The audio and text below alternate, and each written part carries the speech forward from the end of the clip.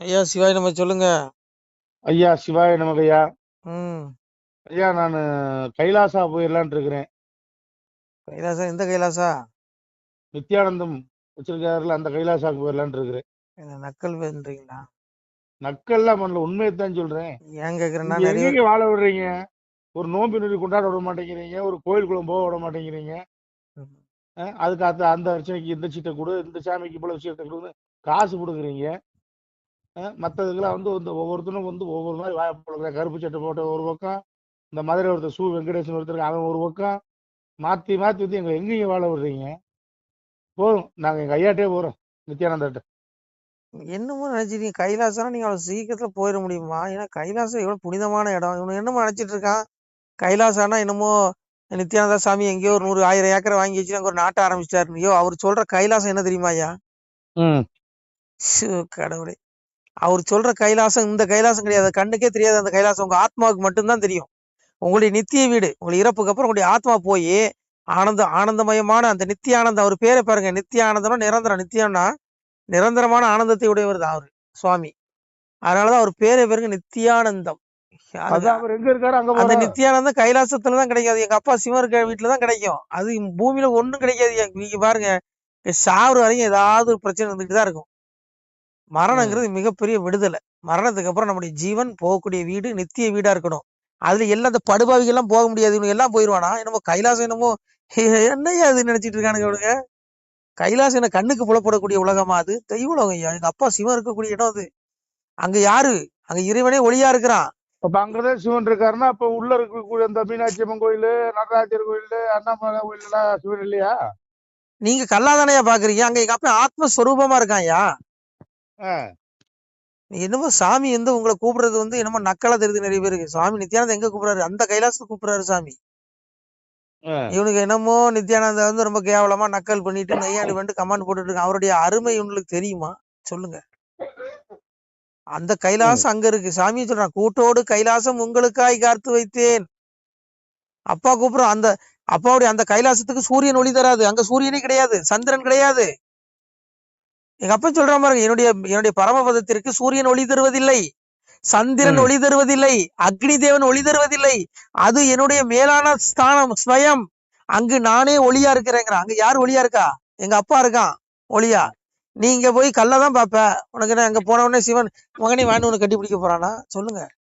அவர் கூப்பிடுற கைலாசம் ஞானமுள்ள பிள்ளைகளுக்கு தான் தெரியும். பெற்றோர்கள் கண்டு கொள்வார் பேசரிய என் மகனே, கற்றோர்கள் கண்டு கொள்வார் கண்ணே திருமகனே. எங்க அப்பாவுடைய கைலாசம் யாருக்கு தெரியும்? ஞானம் உள்ள பிள்ளைகளுக்கு தான் தெரியும். அங்கதான் சாமி கூப்பிடுறாரு நித்யானந்தா. இவனுக்கு என்னமோ நித்யானந்தா வந்து தனியா ஒரு நாட்டாக ஆரம்பிச்சு அங்க வந்து வாழுங்க, பிள்ளை குட்டியோட வந்து இங்க வந்து வாழுங்க, இங்கேயும் வந்து நாசம் பண்ணுங்கன்னு அவர் கூப்பிடல. அவர் கூப்பிடுற கைலாசத்துக்கு வந்து மலஞ்சலம் கழிக்காத கைலாசம். அங்க போனீங்கன்னா உங்களுடைய ஆத்மா உயிரடைஞ்சிரும், மோட்சத்துக்கு போயிரும், நித்திய ஆனந்தத்துக்கு போயிரும். அதான் நித்யானந்தா சாமி கூப்பிடுறாரு. நித்திய ஆனந்தம். பூமியில நீ அனுபவிக்கக்கூடிய சுகம், ஆட்சி, வஸ்து, அதிகாரம், பதவி, பொருள், இதுக்கெல்லாம் இதன் மூலம் வரக்கூடிய இன்பத்திற்கு ஒரு முடிவு உண்டு. ஆனா முடிவற்ற ஆனந்தம் எங்க இருக்குது? அங்க இருக்குது அப்பாவுடைய சிவ வீட்டுல, கைலாசத்துல. அதுக்குதான் சாமி கூப்பிடுறாரு, வாங்கடா நான் அனுபவிச்ச அந்த நித்தியானந்தத்தை நீங்களும் அனுபவிக்கடா பாவிகளான்னு கூப்பிடுறாரு. ஆனா இவனுங்க என்ன பண்ணுவான்? உன சாமிய ரஞ்சிதா, அது என்ன ரஞ்சிதா ரஞ்சிதான்னு சொல்லி பேசுவானுவன், நக்கல் பண்ணுவான் இந்த சண்டி குரூப். நான் என்ன கேக்குறேன், யோ இறைவனுடைய சாமி சொல்றான், மகர்ஷே சப்தபூர்வ சத்வர மனோஸ்தத மத்பாவ மானச ஜாதா ஏச லோக இமா பிரஜாங்கிறான்.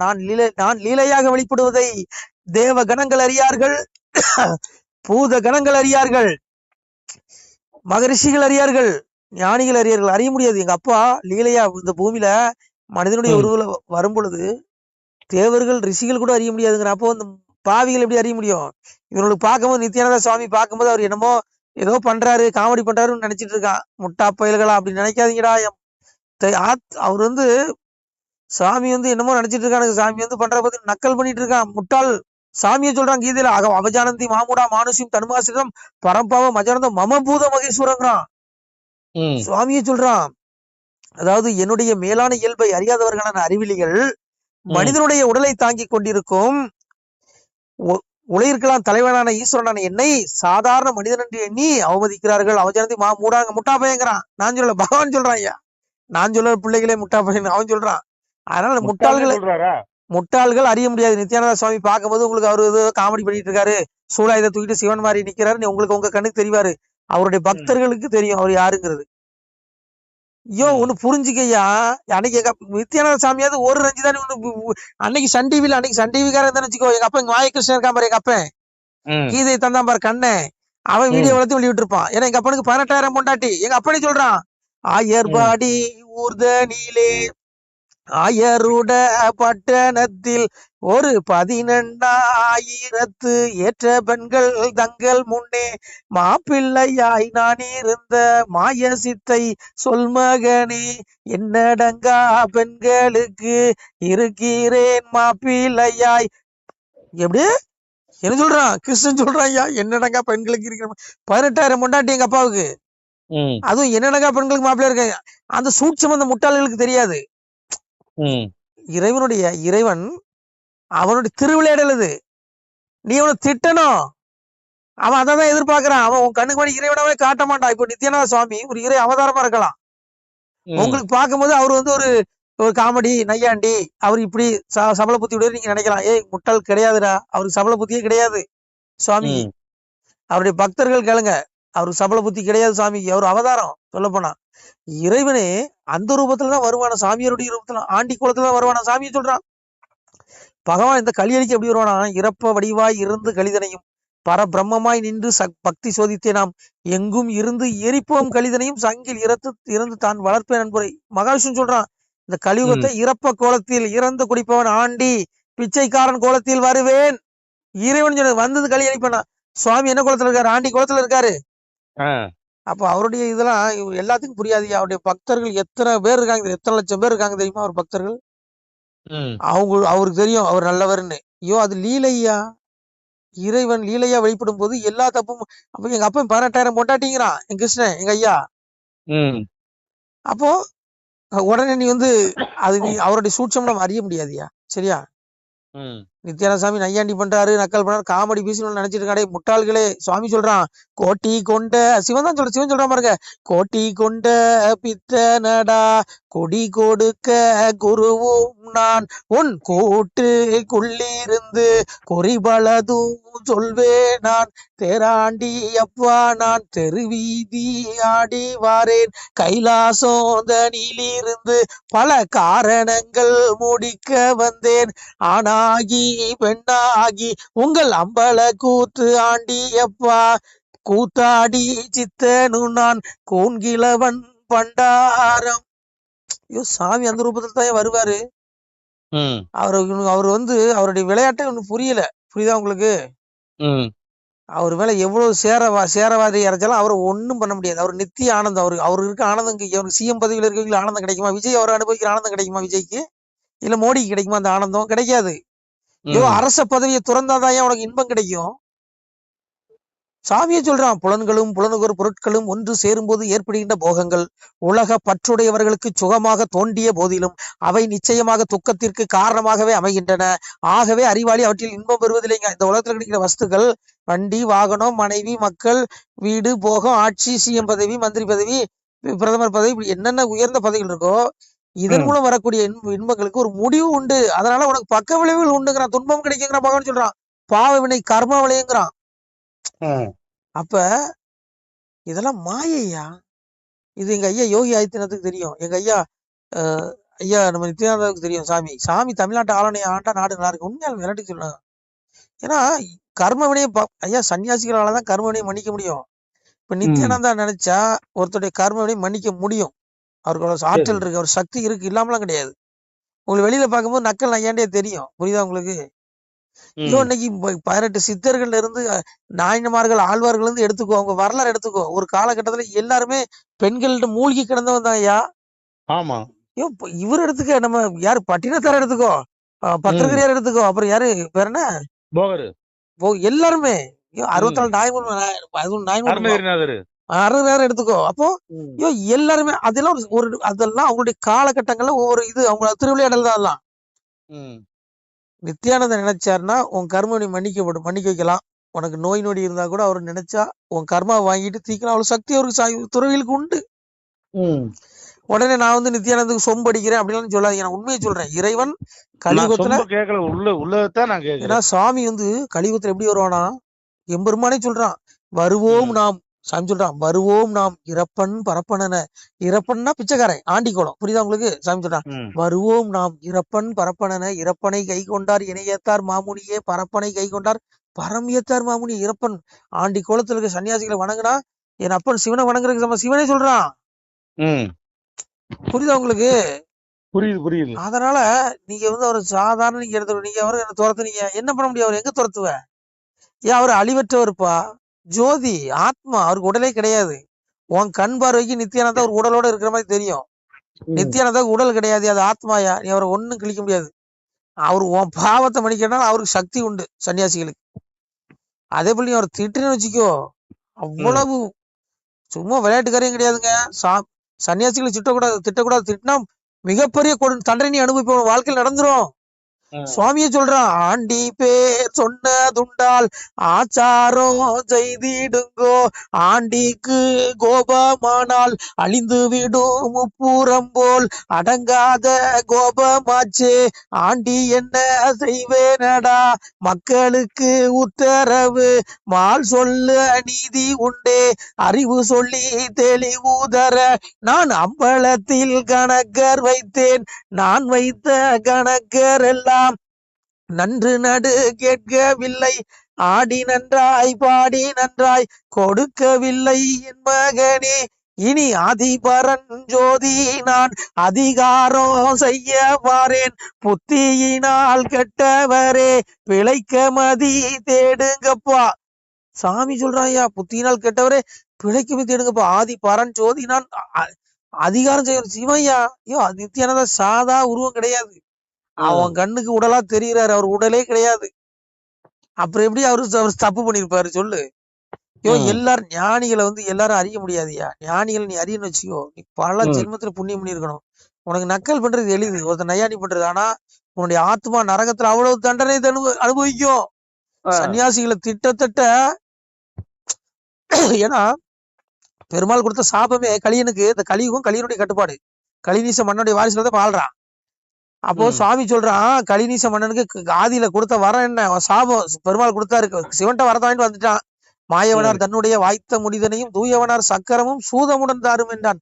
அரனுடைய வெந்நீரும் அந்தனரின் தன்பிறப்பும் வளமுடைய சக்தி வழக்கூர்ந்தாரும் என்றான். சிவமூலம் சக்தி மூலம் கணபதி மூலம் காமாட்சி தன் மூலம் 1008 அண்டம் நிறை மூலம் வாய்தக்கண்ணை வரகமாக தரண்டான். முதல்ல கலிய வாங்கின வரம் துரியனுடைய கடைசி பிறகுதான் கலியன், அவனுடைய ஆத்மா தான் கலியனா பிறந்தான். சிவன்ட்ட வாங்கின வரம் வரம் எங்க அப்பா பெருமாளுக்கு தான் ஆப்பு வச்சான். பெருமாளுடைய திருமுடியும் சுதர்சன சக்கரத்தையும் வரமா கொடு. ஒவ்வொரு யுகத்திலும் அவன் அதைச்சும் என்ன கொள்றான். அதனால இந்த பேரில் நான் அவனை காலி பண்ண வரத்தை கொடுக்கணும். எங்க அப்பா தான் எல்லாம் கேட்ட கொடுத்துருவானே. எங்க அப்பா சிவன் ஒரு பைத்தியக்காரன், அவன் எதை கேட்டாலும் கொடுத்துருவான். அவன் வரத்தை கொடுத்துட்டான், சிவன் மூலத்தை கேட்கலாம் கொடுத்துட்டான். கொடுத்துட்டு ஓடுறான், கையில இருள் மூடிட்டு ஓடுறான். அப்பதான் எங்க அப்பா மாயூர் வரான். ஐயோ, இவன் அவ்வளவு வரத்தையும் வாங்கிட்டானே, யாருக்குமே சக்தி கிடையாது. அப்ப வந்து சக்கராயத்தின் திருமணி கொண்டு போது எங்க அப்பா பெருமாள் வந்து ஆண்டி குளத்துல முன்னாடி கிராஸ் பண்றான்.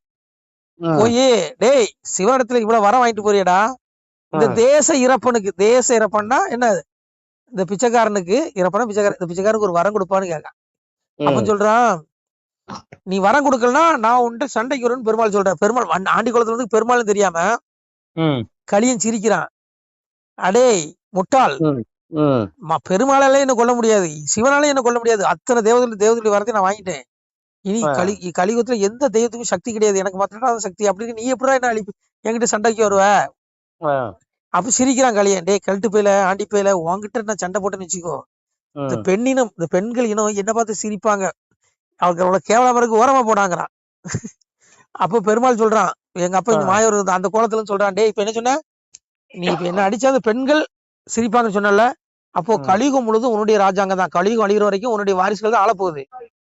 அப்போ அந்த சூழல்ல உன்னுடைய ராஜ்யத்தில் என்னுடைய இந்த ஆண்டி குளத்துல பரதேசியாக யாராவது வந்தாலும், ஆண்டி குளத்துல சன்னியாசிகள் வந்தாலும், நீ அவர்களை அடிச்சா, அவர்களை காயப்படுத்தினால் கூட, அடிக்க வேணாம், நீ கம்பு வசைபெறி காயப்படுத்தினா கூட, நீயும் உன்னுடைய வரமும் தோற்று உன்னுடைய வாரிசுகள் அவ்வளவு பேரும் நரகத்துல விழணும், உன் ஆத்மா நரகத்துல விழணும், வரம் கொடுங்க ஒரு சாமி சபிச்சுட்டாரு. இப்ப நித்யானந்த சாமியாரும் சன்னியாசி அவரை என்ன பாடுபடுத்துறானுங்க. அப்போ அவரை பாடுபடுத்துற குடும்பம் எல்லாம் இவனை உருப்படுவானுங்கிற, அவனுடைய வாரிசுகள் எப்படியா உருப்படும் சொல்லு? ஐயோ, ஆத்மாவை பாரியா வாயில வந்துருவான். ஐயா ஆத்மாவை பாருங்க, உடம்ப பாக்காதீங்க ஐயா. உடல் கொஞ்ச காலம் ஆத்மா அழைப்பு. நல்லா தானுங்க ஆம்ஸ்டாங் மாதிரில இருக்காங்க. உடலை பாக்காதீங்க ஐயா. நீங்களும் அறிவில்லாத ஞானம் இல்லாத பேசுறீங்க. ஐயா போட்டு போன ஐயா. ஐயா ஆத்மாவை பாருங்க, உடம்ப பாக்காதீங்க. நீங்க ஆம்சாங் மாதிரி இருப்பாங்க, எல்லா மாதிரி தான் இருப்பாங்க. அழைப்புன்னு ஒண்ணு வரும். எமன் தெரியுமா? காலத்தை கணக்கிடுவதில் நான் காலன், கண்டித்து அடக்குவதில் நான் யமனுங்கிறான் எங்க அப்பா சிவபெருமான். காலனை வந்து யமனும் வந்தான், சிவன் தான். சிவன் கூப்பிடுவான்ல அழைப்பு. வரலீங்களேங்க, அதான் கேக்குறேன். கொரோனா வராது. 80-90 வயசு வரைக்கும் நல்லா இருப்பான். கை கால்லாம் விளங்காம போகுது, நல்லா இருப்பான். ஆனா மௌனல முடிவு இருக்குடா. ஆத்மாவை கொண்டு போய் நரகத்துல, ஐயோ இவங்களுக்கு பாடுபடுமே, அவ்வளவு தண்டனை இருக்குங்க. கண்கொள்ளா காட்சியை பார்க்கணுமே நரகத்துல. நீங்களும் பாப்பீங்க வாங்க. இன்னைக்கு ஆட்சி பண்ணி இந்த ஊழல் பண்ண இந்த ஊழல்வாத கும்பல், சாமியை பழிக்கிற இந்த கும்பல், இவங்களுக்கு எல்லாம் தண்டனை அவ்வளவு வகை வகையா வச்சிருக்கான். சாமியே சொல்றான், மேலும் இமையாத சமய மதுள் இருக்குதடாலி பூளு வையகத்தில் பொய்களவு மாது சூது பிறன் மோகம் செய்யாத தீவினைகள் செய்த பேர்கள் உண்டுமானால் அகில கிடைக்கில் வளைத்து ஆளி புழுக்கிறேவருங்க. உன் ஆத்மா நரகத்துல புழு கொஞ்சிடா, மீளா நரகம். நீ யுகாதி யுகங்கள் பூமியில 100 வருஷம் வாழ்வியடா, 150 வருஷம் வாழ்வியடா, அவ்வளவுதான்டா. ஆனா அங்க லட்சம் ஆண்டுகள் இருப்பாடா நரகத்துல. பல லட்சம் ஆண்டுகள் உன் ஆத்மா அங்க துடிக்கும், கதறும். ஏன்னா உலகமே அழிந்தாலும் ஆத்மா அழியாது, உடல் மட்டும் தான் அழியும். அப்போ அந்த பாவிகளுக்கு அவ்வளவு தண்டனை இருக்கு. புரியுதா உங்களுக்கு? அதனால இங்க பாருங்க, வந்திருக்கிறது சுவாமி நித்யானந்தா. சாதாரணவர் கிடையாது. அவர் கூப்பிடுற கைலாசம் இங்க கிடையாது. அது புலன்களுக்கு புலப்படாத உலகம். அது ஆத்மாவுக்கு மட்டும்தான் புலப்படும். அந்த கண்ணுல நீ பார்க்க முடியுமா அந்த உலகத்தை? அறிவுலாம் பேசக்கூடாது. நமச்சிவாய. வேற சந்தேகம் இருக்கு சொல்லுங்க. இல்லைங்க, நான் போயிடலான்னு பார்த்தேன், இதான் கேட்டேன். போலாம். ஒரு நாள் அழைப்பு வரும், அப்பா கூப்பிடுவாரு. சுவாமி சொல்றாருல, மகிழ்ந்திருந்து விளையாட வாரீரோ என் மக்களே, திரும்பி நீங்கள் வர வேண்டாம், தெய்வ சுனையும் கொண்டு. தெய்வ சுனை இருக்கு அங்க. மலஞ்சலம் கழிக்க வேண்டியதுல, குடி புசிப்பு கிடையாது, அங்கே மூப்பு நிறை கிடையாது. நித்திய ஆனந்தம். நித்திய ஆனந்தா மாதிரி நித்திய ஆனந்தம். நித்தியானந்த சாமி இருக்காரு, நித்திய ஆனந்தம். அந்த நிரந்தர ஆனந்தத்தை அனுபவிக்க நீங்க அப்பாவுடைய வீட்டுக்கு போலாம். நிர்மாண மோகா ஜிதசங்க தோசம் அத்தியாத்தி வித்யா நிருத்த காமாக தொந்தேர் முக்தாக சுகதுகா சம்ஜயன் கச்சனி முடை பதவி முடிஞ்சு போச்சு. அப்பாவுடைய திருவடி கிடைக்கும். அங்க அவ்வளவு ஆனந்தம் இருக்கு. ஆனா எல்லா பயிலும் போக முடியாது. அங்க என்ன மாதிரி பாவிகள் அங்க போக முடியாது. தற்பரம் இருக்கக்கூடாது, மோகம் இருக்கக்கூடாது, அகங்காரம் இருக்கக்கூடாது, எது மேலே ஆசைப்படக்கூடாது. அந்த எண்ணம் உள்ள தூய ஆத்மாக்கள் அங்க போயிருவாங்க. தற்பரம விடணும். பதவி வந்துடும், தற்பரம வந்துடும். அதுக்காக தான் சாமி அங்க போய் இருக்காரு. நித்யானந்தா நினைச்சா அந்த ஒரு சொட கிடைக்கிற உலகத்தையே அழிக்கலாம். அவ்வளவு சக்தி அவர்கிட்ட இருக்கு. நீங்க நினைச்சிட்டு இருக்கீங்க என்னமோ. சன்னியாசிகளுக்கு அவ்வளவு பவர் இருக்கியா? சுவாமி சிவனே சொல்றான். சாமி சொல்றான்ல, கை தட்டும் பொழுதோ கண்கொட்டும் நேரமோ களியன் இருப்பதெல்லாம் சிவனே ஐயா. வட்ட கிளுகிழுப்பை தட்டி முடிந்து விட்டால் வையகம் அழிந்திடுமே சிவனே ஐயா. ஊமை போல் இருப்பதை வாயை நான் திறந்து விட்டால் உலகம் அழிந்திடுமே சிவனே ஐயா. திருமேனி திரு கண்ணை சற்றே திறந்து விட்டால் சீமை அழிந்திடுமே சிவனே. சன்னியாசிகளுக்கு அவ்வளவு பவர் இருக்குங்க. சன்னியாசி சாபத்தை வாங்கிக்க கூடாது. அதனால நீங்க நக்கல் பண்ணாதீங்க. உங்க ஆத்மாவை தேடுங்க, மோட்சத்துக்கு வழியை தேடுங்க. சரிங்களா? சாமி வந்து பரபிரம்மம். நீங்க என்னமோ நினைச்சிட்டீங்க. அவர் உடலே கிடையாது, அது ஒரு ஆத்மா. அவர் ஜோதி. நம்ம கண்ணுக்கு உடலா தெரிகிறாரு, அவ்வளவுதான். ஏன்னா மனிதர்கள் அறிய முடியாது. இறைவனுடைய திருவிளையாட இறைவன் எந்த கோலத்திலும் வருவான். சரிங்களா? சாமி அந்த கோலத்துல வந்திருக்காருன்னு தான் நான் நினைக்கிறேன். சரியா தெரியல. சாமி அந்த ரூபத்துல இருக்கலாம். சரிங்களா? நித்யானந்தா நினைச்சா தமிழ்நாட்டை ஆளலாம். அவ்வளவு சக்தி அவர்கிட்ட இருக்கு. ஏன் முடியாதா? ஐயா அத்தனை தேவதைகள். அவர் ஆண்டா நல்லதா இருக்கும். தமிழ்நாட்டுக்கு உத்தரப்பிரதேச யோகி மாதிரி தமிழ்நாட்டின் யோகி சாமி. சாதுக்கள் ஆண்டா நாடு நல்லாதான் இருக்கும். நல்லாதான் இருக்கும். நோய் நொடி இருக்காது, வறுமை இருக்காது, மழை சரியா பெஞ்சிரும். காவேரிக்கு தண்ணிக்கு நம்ம அங்க போய் கதற வேண்டியது இல்ல, லெட்டர் எழுத வேண்டியது இல்ல, உச்ச நீதிமன்றம் போக வேண்டியது இல்ல. சரியா ஆளு விலகி சொல்லல.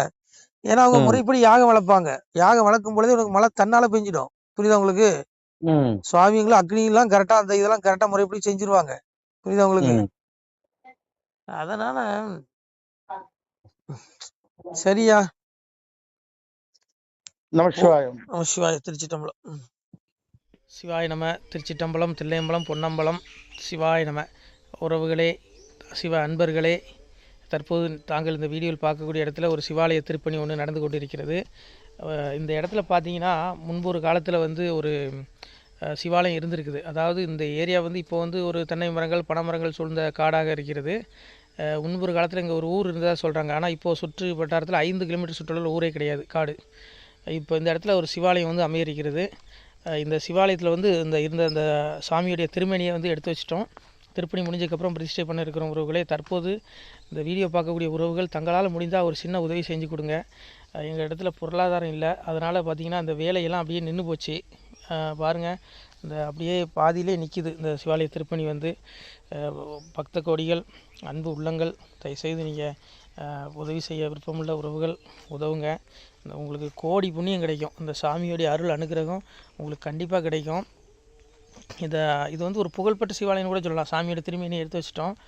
இந்த இடத்துல பார்த்திங்கன்னா ஒரு வாசி தண்டம் இருக்குது. அந்த காலத்தில் ஒரு முனிவர் யாரோ தவம் செஞ்சுருக்காங்க. அவங்களுடைய வாசி தண்டம் அவர் திருக்கரங்களால் எழுதின ஓலைச்சுவடி கூட இன்றும் இருக்குது, இன்னும் பாதுகாக்கப்பட்டு வருது. அது கோயில் திருப்பணி முடிஞ்சதுமே அதையும் நாங்கள் அந்த வழிபாட்டுக்கு வச்சுடுவோம். இந்த சிவாலய திருப்பணி வந்து சாமி திருநாமம் வந்து முக்தீஸ்வரர் அப்படிங்கிற திருநாமத்தில் வழங்குறாரு. நெல்லை மாவட்டம் நாங்குநேரி தாலுகாவில் இந்த சிவாலயம் அமைய இருக்கிறது உறவுகளே. இந்த வீடியோ பார்க்கக்கூடியவங்க ஒரு 2 பேருக்காவது கொஞ்சம் ஷேர் பண்ணுங்கள். இந்த வீடியோ பார்க்கக்கூடிய யாராவது ஒரு சின்ன உதவி செஞ்சால் இந்த ஆலய திருப்பணி வந்து கண்டிப்பாக நாங்கள் வெற்றிகரமாக முடிச்சுடுவோம். பாருங்கள், அந்த வேலை எல்லாமே அப்படியே நிற்கிது. கல்லெல்லாம் இறக்கி போட்டிருக்கோம். இன்னும் நிறைய கற்கள் தேவைப்படுது. சுவாமியோடைய அந்த திருக்கோபுரம் பார்த்திங்கன்னா லிங்க வடிவிலே அமைக்க இருக்கிறோம். உதவுங்கள் உறவுகளே. உங்களுக்கு அப்பா சிவபெருமானுடைய அருள் நிச்சயம் கிடைக்கும். எம்பெருமான் சொல்வான், வாழுவீர் தாழ்வில்லாமல் மக்களும் கிளைகள் கொஞ்சி நாளுமே மகிழ்ச்சியை கூர்ந்து நலமுடன் வாழும்போது நீளுமே எனது செங்கோல் நீதியும் நெறிபோல் வந்து ஆளுமே உங்கள் தன்னை அன்புடன் அலையாவண்ணம். உங்களை எம்பெருமானுடைய அப்பாவுடைய திருவாசகத்தாலேயே வாழ்த்துறோம் உறவுகளே. ஆணுடன் பெண்ணும் பெற்று அதிகமாய் செல்வமாகி தானுடன் நினைவுமுற்று தர்மமும் நெறியும் கற்று வேணும் நீள் காலமெல்லாம் வெள்ளியர் உடனே வாழ்ந்து போனுதல் கமலநாதன் பொற்பதம் பெற்று வாழ்வீர். அந்த ஈசனுடைய பொற்பதம் நிச்சயம் கிடைக்கும். உங்களுக்கு இகத்திலும் சுகம், பரத்திலும் சுகம். உங்களுடைய கர்ம வினைகள் மன்னிக்கப்பட்டு உங்களுக்கு நிச்சயம் மோட்ச வீடு கிடைக்கும். இகத்தில் பூரண ஆயுளுடன் நோய் நொடி இல்லாமல் வாழ்ந்து நீங்கள் பரவாழ்வும் பெறுவீர்கள் உறவுகளே. மக்களே, நீங்கள் எல்லாம் வாழ்பொன்னம் பதியிற் சென்று முக்கியமான யுகநில மதிலே தன்னால் கக்கிய பொன்கள் ஸ்வர்ணம் கைமணம் குளிர அன்னம் பொக்கிஷம் நிறைய வைத்து புகழ உண்டு இனிதாய் வாழ்வீர். இந்த இகவாழ்வும் பரவாழ்வும் உங்களுக்கு சுகப்பட அப்பன் ஈசனர்களால் வாழ்த்துகிறோம். இந்த திருப்பணிக்கு உதவி செய்ய ஒரு ஜிபே எண் சொல்கிறோம். இந்த எண்ணில் நீங்கள் உதவலாம்.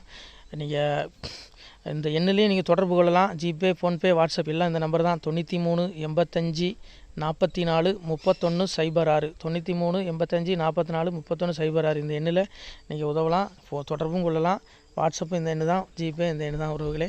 முடிந்தளவுக்கு 2 பேருக்காக ஷேர் பண்ணுங்கள். இந்த வீடியோ பார்க்கக்கூடிய யாராவது ஒருத்தர் சின்ன உதவி, நீங்கள் வந்து பெரிய அளவில் செய்யணும் கூட, நீங்கள் ₹1 நீங்கள் தந்தாலும் மனசார வேண்டி ஏற்றுக்கிறோம் உறவுகளே. உதவுங்கள். முடிஞ்ச அளவுக்கு ஷேர் பண்ணுங்கள். நன்றி. சிவாய நம. திருச்சிற்றம்பலம், தில்லையம்பலம், பொன்னம்பலம். உறவுகளே, நம்ம இந்த இடத்துல வாழ்ந்து மறைந்த ஒரு சித்த மகாபுருஷர் பயன்படுத்திய பல 100 ஆண்டுகளுக்கு முன்பு உள்ள வாசி தண்டம் ஒரு சித்த மகாபுருஷர் பயன்படுத்தியது.